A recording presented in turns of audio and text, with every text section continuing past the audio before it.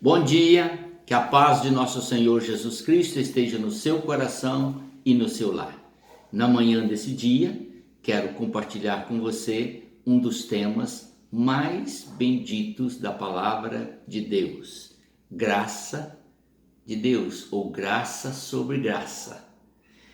No livro de João, capítulo 1, o verso 16 diz assim: porque todos nós temos recebido da sua plenitude e graça sobre graça. Muito bonito, né? Para você saber, graça é um dom ou uma dádiva que eu e você não merecemos.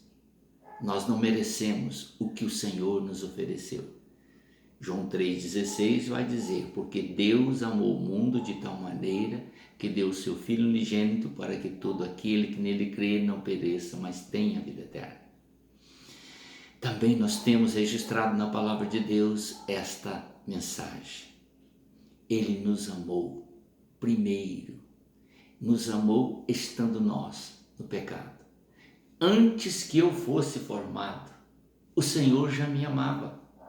Antes que eu fosse formado, porque Jesus orou no capítulo 10 de João, ele orou para que eu fosse alcançado no futuro. As ovelhas que ainda não estão no meu aprisco, aquelas que virão a crer. Em João 17 também, na sua oração sacerdotal, ele faz referência a isso. Aqueles que hão de crer em mim, Senhor, no futuro. Ele está falando com o Pai: aqueles que hão de crer em mim, ó Pai, guarde-os em teu nome.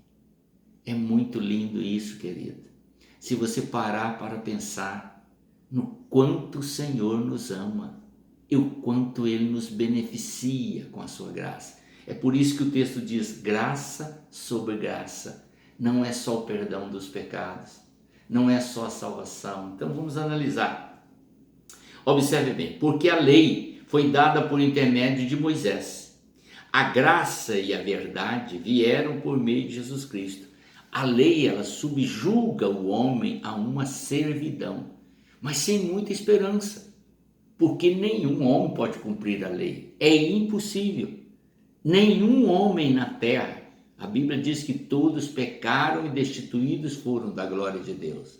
Consequentemente, se todos pecaram, a lei já tinha sido dada, consequentemente o Senhor está afirmando que ninguém poderia verdadeiramente ser salvo pela lei por méritos próprios. Era necessário haver uma interferência, e essa interferência veio na pessoa do Senhor Jesus. Por isso que é graça de Deus, um dom, uma dádiva do Senhor. Agora eu quero que você entenda esse princípio. Deus nos ofereceu a sua graça, o seu amor, e revelou em Cristo Jesus, com o propósito não só de trazer a salvação para nós, como também a justificação. Nos justificou, ou seja, o que eu não podia fazer, Jesus fez por mim. Ele levou sobre si os meus pecados, as minhas dores, as minhas tristezas, as minhas inseguranças, as minhas dúvidas. E Ele trouxe para mim o Espírito da verdade, para me confortar, me consolar, me inspirar, me instruir, me ensinar tudo e fazer lembrar todos os seus ensinamentos. Essa preciosidade da graça de Deus está registrada no livro de João. E aí nós vamos ver, Ele elegeu, Deus o Pai, elegeu todo aquele que creu em Jesus como seu Filho, sendo co-herdeiros de Cristo para a vida eterna. Que coisa gloriosa, né? Deus tinha um filho e através do sacrifício do seu filho, ele abriu espaço para muitos filhos terem o privilégio de viver com ele a eternidade.